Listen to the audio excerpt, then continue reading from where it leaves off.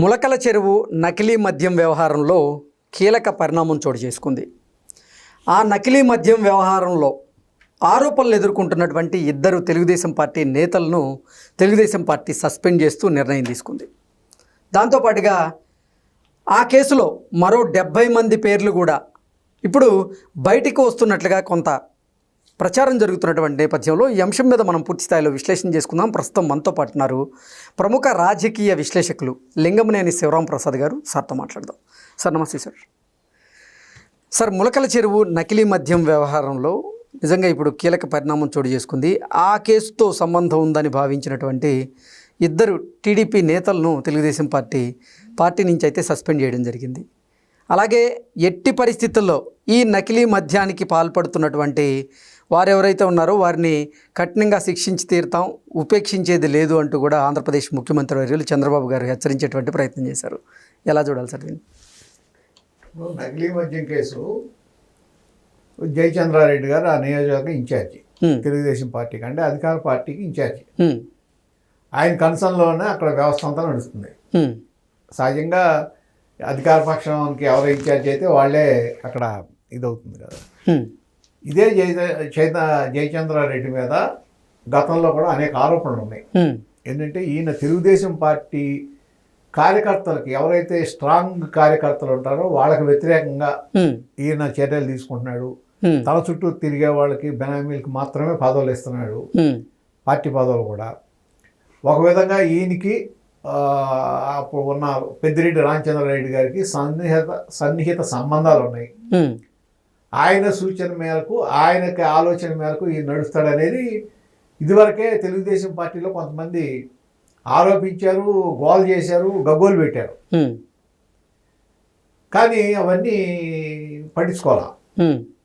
సహజంగా మామూలుగా ఏమవుతుంది, ఎప్పుడైతే అనుమానాస్పదంగా ఉందో అటువంటి వాళ్ళ మీద చర్య తీసుకోకపోతే ఏం జరుగుతుంది అనేది వాళ్ళకి కనపడుతుంది. ఇది నిజంగా కూటమి ప్రభుత్వానికి ఒక పెద్ద తలవంపు తీసుకొచ్చే చర్య.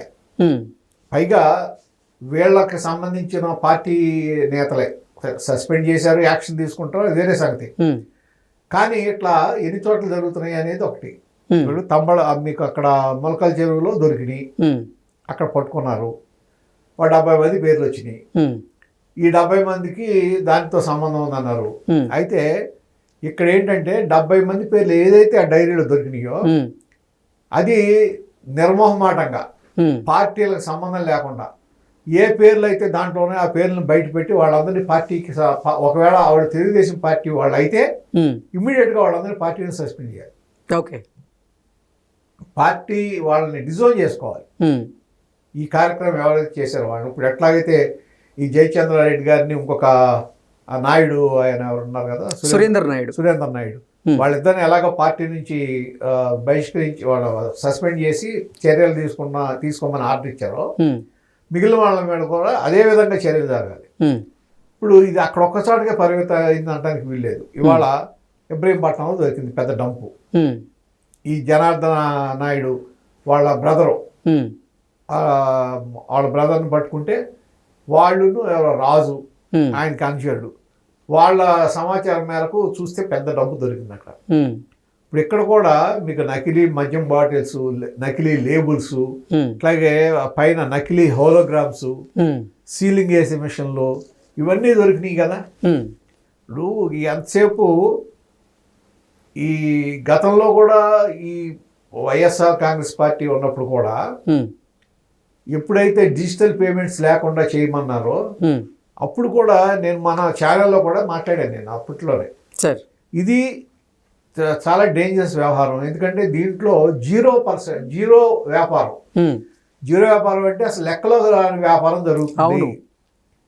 అది అలా వాళ్ళు ఏం ఆర్గ్యూ చేసినప్పుడు గవర్నమెంట్ షాపుల నుంచి చేస్తారంటే ఎక్కడ జరుగుతుంది, డిజిటల్ పేమెంట్ లేకపోతే ఎందుకు జరగదు? అక్కడ పేమెంట్ మీరు అమ్మిన దానికి మీకు బిల్ ఇవ్వకపోతే మొత్తం అంటే ఇప్పుడు నకిలీ మద్యం కేసు 3,800 కోట్లు అన్నారు కదా. యాక్చువల్గా ఇటువంటివి కూడా జరుగుంటే అయ్యే 25 కోట్లుగా వెళ్తాయి. ఓకే, ఈ జరిగిన వ్యవహారం ఎందుకంటే మొత్తం అంతా స్పూరియసే కదా. 10 రూపాయలు తయారు చేసి 200కి అమ్ముతారు. ఇది ఇప్పుడు ఆ వ్యవహారం కూడా ఒకవేళ దానికి ఏమన్నా ఉందా, ఇంతకు ముందు నుంచి ఏమన్నా జరుగుతుందా, ఈ వ్యవహారం ఎప్పటి నుంచి జరుగుతుంది, ఈయన గతంలో కూడా చేసి ఉండాలి ఇదే పని. ఇప్పుడు ఈ ఏదైతే ఈ దొంగ లెక్కర్ ఉందో, నకిలీ మద్యం, ఈ నకిలీ మద్యం ఎప్పటి నుంచి తయారు చేస్తున్నారు వీళ్ళు అంటే, కొంతమంది ఏమంటున్నారు ఎప్పటి నుంచో తయారు చేస్తున్నారు అక్కడ అన్న. అంటే ఒకవేళ జగన్మోహన్ రెడ్డి గారి హయాంలో కూడా తయారు చేసి ఉంటే ఖచ్చితంగా ఆ ఏరియాలో తయారు చేయడం అంటే పెద్దిరెడ్డి రామచంద్రారెడ్డి గారి ఆశీస్సులు లేకుండా తయారు చేయలేరు. ఓకే, ఒకవేళ ఆ టైం నుంచి కూడా ఈయన ఇదే పని చేస్తుంటే ఖచ్చితంగా వాళ్ళు ఆశీస్సులు ఉండాలి. ఓకే, ఇప్పుడు ఈ దొంగ పనులు చేసేవాళ్ళు, అట్లాగే ఈ దొంగ కాంట్రాక్టులు చేసేవాళ్ళు, లేకపోతే ఈ పైరువులు చేసేవాళ్ళు, వీళ్ళందరూ ఇదే విధంగా ఏది అధికార పార్టీ ఉంటే అధికార పార్టీలోకి మారిపోయి అక్కడ ఉన్న అప్పుడు వరకు ఎంతో పెద్ద నిబద్ధతతో పనిచేసిన కార్యకర్తలని, నాయకులు వెనకనెట్టేసి వీళ్ళు ముందుకు వచ్చి ఇటువంటి పనులు చేస్తున్నారు సార్. అంటే నమ్మకమైన వాళ్ళని, పార్టీకి నిబద్ధత ఉన్న వాళ్ళని వదిలేసి ఏదో పైన షో చేసే ఇటువంటి వాళ్ళందరినీ కూడా మనం వెనకబెట్టుకుంటే ఇటువంటి కార్యక్రమాలే జరుగుతాయి. ఇప్పుడు ఇబ్రహీంపట్నం కూడా చాలా పెద్ద డబ్బు బయటపడింది. అవును, ఆయనకి అక్కడ ఇప్పుడు విజయవాడలో ఒక బార్ ఉంది అంటున్నారు, బార్ లైసెన్స్ ఉంది. అవును, మరి అక్కడ ఎప్పటి నుంచి ఇటువంటి చేస్తున్నారు, ఎప్పటి నుంచి ఈ విధమైన దొంగ లెక్కలు అమ్ముతున్నారు? ఎగ్జాక్ట్లీ. అసలు ఈ నకిలీ మద్యం ఎప్పటి నుంచి తయారు చేస్తున్నారు, ఎవరెవరికి సప్లై చేశారు, దీని వెనక ఎవరున్నారు, ఎప్పటి నుంచి జరుగుతాయి, ఇప్పుడు ఒకవేళ ఈ 2 ఏళ్లలో ఈ సంవత్సరంలో చేశారా, లేకపోతే గతంలో కూడా జరిగిందా, జగన్మోహన్ రెడ్డి గారి హయాంలో కూడా జరిగిందా?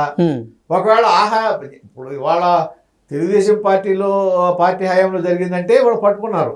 అవును, సంవత్సరానికో పట్టుకున్నారు, సరే జరిగింది. అంతకు ముందు నుంచి కూడా జరుగుతుందంటే ఖచ్చితంగా ఆ దాంట్లో అప్పుడు అక్కడ ఉన్న ఎంపీలు, ఎమ్మెల్యేలు, ఇది వైసీపీకి సంబంధించిన ఏది మన ప్రజాప్రతినిధులు, వాళ్ళ ఆశీస్సులు, అట్లాగే ఎక్సైజ్ శాఖ అధికారుల ఆశీస్సులు లేకుండా జరగవు. ఇప్పుడు ఎక్సైజ్ శాఖ బాధ్యత ఎంతవరకు, ఎందుకు జరుగుతుంది అనేది వాళ్ళకి తెలియకుండా ఉంటుందా? వాళ్ళ బాధ్యత ఇప్పుడు షాపుల్లోకి వెళ్ళి వాళ్ళు ఎప్పటికప్పుడు ర్యాండమ్ చెక్ చేసి అన్నీ కరెక్ట్గా ఉన్నాయో లేవో చూడాల్సిన బాధ్యత వాళ్ళదే కదా. అవును, మరి ఆ బాధ్యత ఉన్నప్పుడు ఇట్లా ఎందుకు జరుగుతుంది? వాళ్ళు కనుక ఆ విధంగా చెక్ చేస్తుంటే ఈ నకిలీ మద్యం అనేది ఎట్లా అమ్ముతారు? ఆ బాధ్యత వాళ్ళు ఎందుకు తీసుకుంటా? ప్రభుత్వం కూడా నేను అనేది ఇప్పుడు చంద్రబాబు నాయుడు గారే సరే ఇవాళ ఏదో తీవ్రంగా చర్యలు తీసుకోండి అని అన్నారు. నేను అనేది ఏంటంటే ఎవళ్ళైతే పేర్లు ఉన్నాయో వాళ్ళందరి పేర్లు బయటపెట్టేయండి, నిర్దాక్షిణ్యంగా వ్యవహరించండి. ఆ డైరీలో ఎవరి పేర్లు ఉన్నాయో, ఎవరితో సంబంధం ఉందో, పార్టీకి సంబంధం లేదు, లేకపోతే వ్యక్తులతో సంబంధం లేదు, ఆ పేర్లన్నీ బయటపెట్టి వాళ్ళ మీద చర్యలు తీసుకుంటే అప్పుడు దాన్ని మన చిత్తశుద్ధి అనేది బయటపడుతుంది. ఆ విధంగా వెంటనే చేయటం మొదలెట్టాలి. ఓకే, సో ఆ డైరీలో దొరికినటువంటి పేర్లు అయితే ఉన్నాయో ఇక తప్పకుండా బయట పెట్టాల్సిన అవసరం ఉందంటారు, అలాగే వాళ్ళ మీద చర్యలు తీసుకోవాల్సిన అవసరం ఉందంటారా? ఎస్, ఖచ్చితంగా. ఒకవేళ పార్టీ వాళ్ళు అయితే పార్టీ పరంగా చర్యలు తీసుకోవాలి, పార్టీ వాళ్ళు కాకపోతే వాళ్ళ మీద ఏ విధంగా మిగిలిన ఏది ప్రభుత్వ పరంగా చర్యలు తీసుకోవాలో తీసుకోండి. అంటే వైఎస్ఆర్సీపీకి చెందిన వారు కూడా కొంతమంది ఉన్నారు ఆ లిస్టులో అంటూ కొన్ని వార్తలు ఉండొచ్చు. వైఎస్ఆర్సీపీ వాళ్ళు ఉన్నారంటే వీళ్ళు గతం నుంచి చేసి ఉంటారు కదా. వైఎస్ఆర్ కాంగ్రెస్ పార్టీకి సంబంధించిన వాళ్ళు కూడా వీళ్ళతో పాటు ఉన్నారు అంటే ఇది ఎప్పటి నుంచో జరుగుతూ ఉండాలి. ఓకే, ఇప్పుడు బియ్యమే తీసుకోండి, ఇప్పుడు మనకు రేషన్ బియ్యం గతం నుంచి స్కామ్ జరుగుతుంది అన్నారు. కాకినాడ పోర్ట్లో రవాణా జరుగుతుంటే పవన్ కళ్యాణ్ గారు వెళ్ళి పట్టుకున్నాడు, సీజ్ చేశారు కొంత బియ్యాన్ని. స్టిల్ ఇవాళ కూడా బియ్యం రవాణా జరుగుతుంది, ఇదే విధంగా బియ్యం జరుగుతుంది, కొంతమంది ఎమ్మెల్యేలకు వాటా వెళ్తున్నాయి అంటున్నారు. అది ప్రజలందరికీ తెలిసిన తర్వాత, ప్రజలందరికీ ఆ విషయం తెలుస్తున్నప్పుడు ప్రభుత్వం ఏం చేయాలి? తీవ్రంగా చర్యలు తీసుకోవాలి. లేదు అసలు పీడిఎస్ బియ్యం వద్దు, ఆ బియ్యానికి సరిపడా డబ్బులు ఇచ్చేయండి. ఇప్పుడు పీడిఎస్ బియ్యం మీరు ఇది ఉంది, ఒక 10 కేజీలు వస్తుంది. 10 కేజీలకి బియ్యం లేదు ఇక. ఆ 10 కేజీలకి 300 ఎంతో ఇచ్చేయండి వాళ్ళకి, క్యాష్ ట్రాన్స్ఫర్ చేసేయండి. అసలు ఈ మొత్తం ఈ వ్యవహారంలో ఉన్న ఈ లొసుకులన్నీ అయిపోతాయి కదా. ఎంత దుర్వినియోగం అయిపోతుంది కదా. పబ్లిక్ వాళ్ళకి 2 రూపాయలు కిలో బియ్యం తీసుకుంటే వీళ్ళు 10 రూపాయలు తీసుకుని దళారీలు ఆ 10 రూపాయలని పాలిష్ చేసి 30 రూపాయలకి అమ్ముతుంటే దాన్ని 80 రూపాయలుగా ఎంతకో మీరు ఎక్స్పోర్ట్ చేస్తున్నారు. అంటే 2 రూపాయలు బియ్యం ప్రజల నుంచి, జనం నుంచి తీసుకుని 80 రూపాయలకు అమ్ముతున్నారు. ఎంత అవినీతి ఎందుకు జరగనివ్వాలి? అట్లా ఎక్కడికక్కడ మీరు చెక్ చేసుకుంటూ వెళ్తే సార్ అక్కడ మీకు అవినీతి తగ్గిపోతుంది. ఓకే.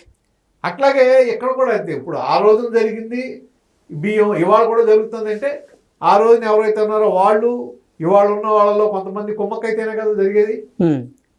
అంటే అధికార పక్షంలో కూడా ఇది వరకు జరిగిన వాళ్ళతో కుమ్మక్క అవుతున్నారు కదా. అవును. మరి అది ఏ విధంగా ఆపాలనేది మీరు చర్యలు తీసుకోవాలి, ఏ విధంగా దాన్ని అవాయిడ్ చేయాలనేది. ఇది కూడా అంతే. ఇప్పుడు ఓకే సార్, మీరు ఇందాక అన్నట్టు వైసీపీ వాళ్ళు కూడా ఉన్నారు అంటే ఖచ్చితంగా ఉంటారు, ఖచ్చితంగా ఉంటారు. ఓకే. ఉంటేనే జరుగుతాయి. ఎందుకంటే ప్రతిపక్షం నోరు ముగించాలి, వాళ్ళని కలుపుకోవాలి, వీళ్ళని కలుపుకోవాలి. దొంగ పని చేసేవాడికి పార్టీతో సంబంధం లేదు. వాడు దొంగ పని చేసేవాడికి వాడి డబ్బు ప్రధానం. ఓకే. ఏ విధంగా డబ్బు సంపాదిద్దాం అనే విషయంలో వాళ్ళు ఇంకొకళ్ళు ఎవరైనా పార్టీతో సంబంధం లేదు, పార్టీ పరుగు పోయినా వాళ్ళకి బాధలేదు. పార్టీ ఏ పార్టీ వచ్చినా వాళ్ళదే కదా. అవును. ఒకవేళ ఈ పార్టీ టీడీపీలో ఉంటే టీడీపీకి సంబంధించిన వాడు ఉంటాడు, వైఎస్ఆర్ కాంగ్రెస్ పార్టీ వస్తే వైఎస్ఆర్ కాంగ్రెస్ పార్టీకి సంబంధించిన లీడ్ రోల్ తీసుకుంటాడు. అవును. అంటే దందా సాగుతూనే ఉంటుంది, మనుషులు మొహాలు మారుతుంటాయి, పంచుకుంటాం ఒకటే. ఓకే. ఓకే. మరి ఇటువంటి ఆయన అనసడానికి ఏ విధంగా మనం చేయాలనేది చంద్రబాబు నాయుడు గారు ఆలోచించాలి. ఖచ్చితంగా ఆలోచించి ఇటువంటి జరగకుండా చూస్తేనే ప్రజల్లో ఇప్పుడు నిజంగా మొన్నే ఆటో వాళ్ళకి ఇచ్చారు 15,000, 2,90,000 మందికి ఇచ్చారు. అది అవ్వకముందే లెక్కర్ బయటపడిపోయింది. అంతకుముందు ఏదో ఒక ఇష్యూలో ఏది మంచి అడ్వాంటేజ్ పొజిషన్ ఉండి వీళ్ళందరూ మంచి ఇది ఉన్నప్పుడు అసెంబ్లీలో బాలకృష్ణ గారు గొడవ జరిగింది. అంటే టాపిక్ డైవర్ట్ అయిపోతుంది. ఓకే. ఇప్పుడు ఇక్కడ కూడా ఇది మొత్తం ఏమైంది, ఈ ఇలిసిట్ లెక్కల మీదకి వెళ్ళిపోతుంది, కల్తీ మధ్య మీదకి వెళ్ళిపోతుంది. కాబట్టి ఇటువంటివి జరగకుండా చాలా తీవ్రమైన చర్యలు తీసుకుంటే ఈ తనామన చూడకూడదు వీటిలో. ఓకే. చర్యలు కనుక తీవ్రంగా ఉంటే ఖచ్చితంగా అన్నీ అయిపోతాయి. పార్టీ పరంగా కూడా పార్టీ వాళ్ళకు కూడా డైరెక్షన్ ఇవ్వాలి. Okay sir. ఎట్టి పరిస్థితుల్లో ఇటువంటి వాటిలో కనుక ఇటువంటి దందాల్లో కనుక పేర్లుంటే పార్టీ సహించదు అనే ఒక విధమైన సంకేతం అందరికీ వెళ్ళిపోవాలి. Okay sir. Okay sir, thank you so much.